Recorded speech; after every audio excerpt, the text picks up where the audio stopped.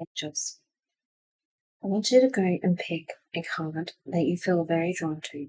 Now, before you do, your intuition may have already given a card, but I want you to stop for a moment and really take in a deep breath, close your eyes, put your hand on your heart, and center yourself into your heart space. So that could be just breathing in and feeling the warmth and energy from your heart. If it helps, you can envision yourself with a green light or green energy around your heart space. Once you have done, then come back to these ones and see if one is resonating. Some of you may feel a card is wrong, some of you may feel this one here is just the card for me. Wonderful. Lock that in. Comment below if you've picked your card and we will get into this. Comment down below 1, 2, or 3 and we'll get into this. So let's start with 1. You have an unlikely here. Now this is feeling as if this is for the collective, for the group, that you have been asking questions or wanting answers to some of your questions, and you're almost as if you're wanting everything now and not waiting for it to happen naturally. And you're almost wanting to make sure that it happens in whatever way possible. And you don't care how you get it. That's the sense of energy I'm getting here. And it's unlikely you're going to get the things that you're wanting. Now, for some of you, it feels as if you might be even going through a spiritual awakening. And that is wonderful. Congratulations if you are. But if you are and you're not aligning yourself with the spiritual awakening, it is going to be very hard for you. You need to align your chakras. You need to ground yourself.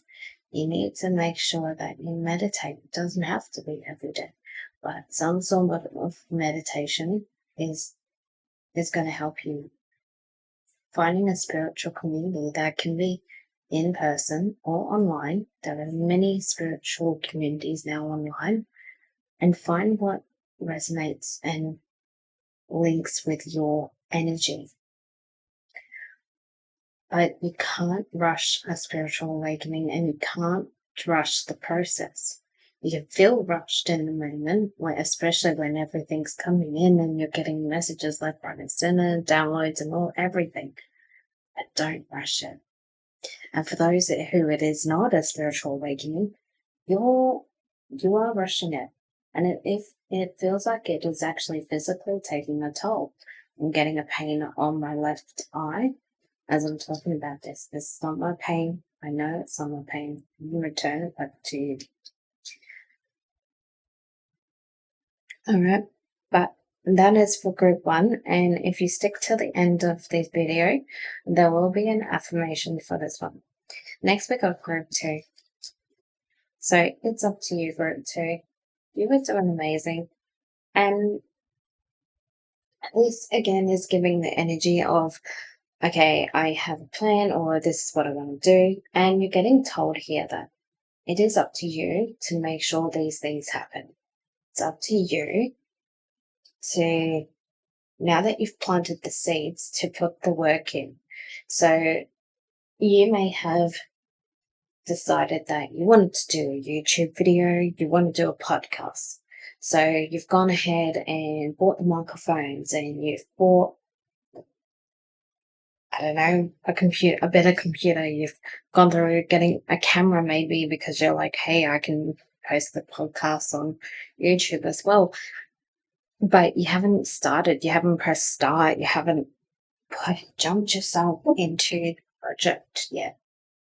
Now, it's all good and well to set the intentions of something you want to do, but you also need to actually start. So buying art supplies, buying equipment, buying a house, you've got the start of the process.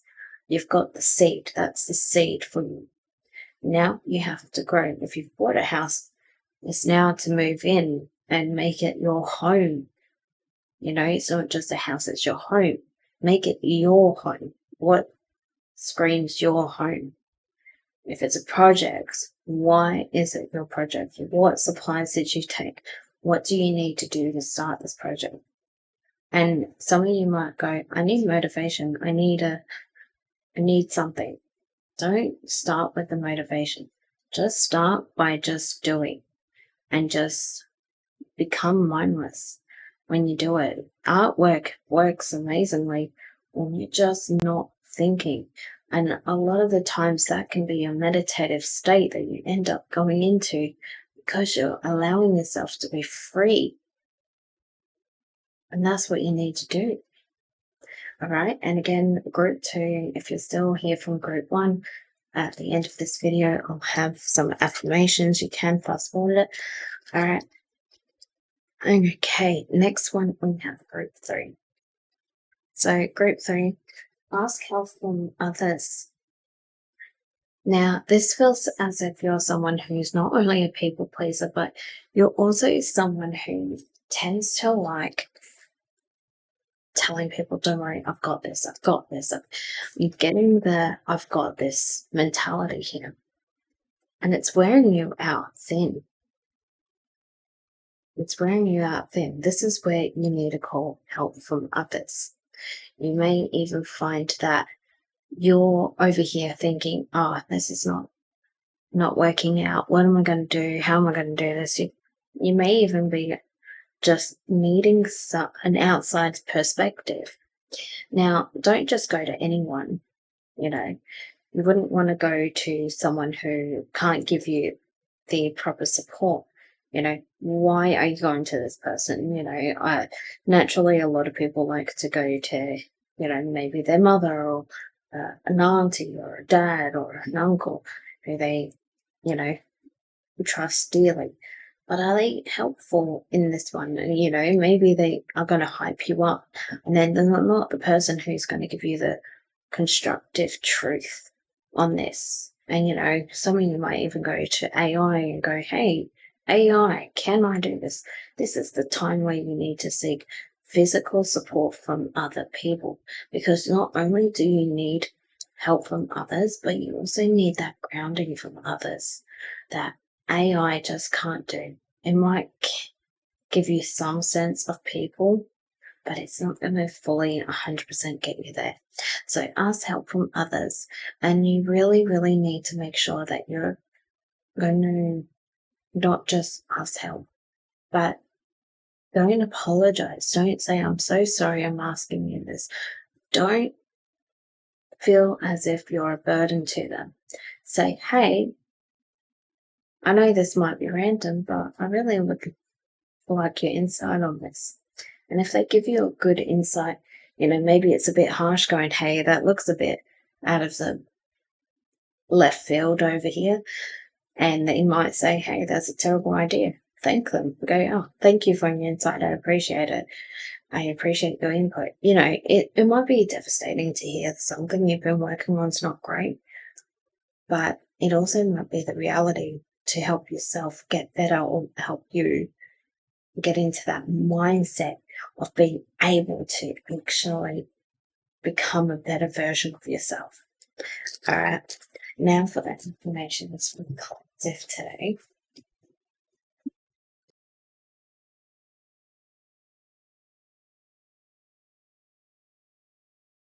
Affirmation. What affirmation do we have for the collective?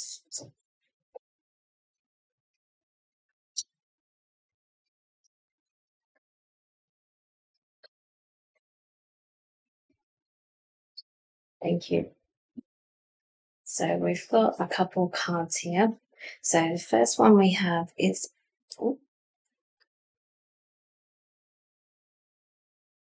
I am stronger than my sorrows. My hope and faith always prevail. And this one is from Archangel Azrael. I am the healer of sorrows and loss. Allow me to bring you comfort and relieve anything weighing upon your heart. Wow.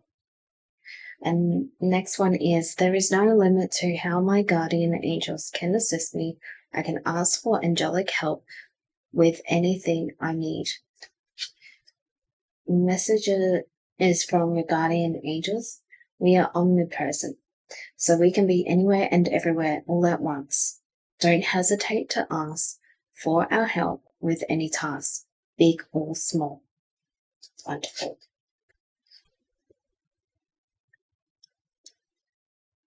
So hopefully this message resonates, and if you were here till the end of the video, it does really help, and I also really appreciate it to comment. I am going to say something green today, so I would like to see something green, something to resemble maybe heart, there's a green heart, but something green that resembles what you feel when you took your breath and aligned yourself with what card resonated for you. Maybe all of them resonated in some way. But I will see you, Mystic Angels, in the next video. Bye.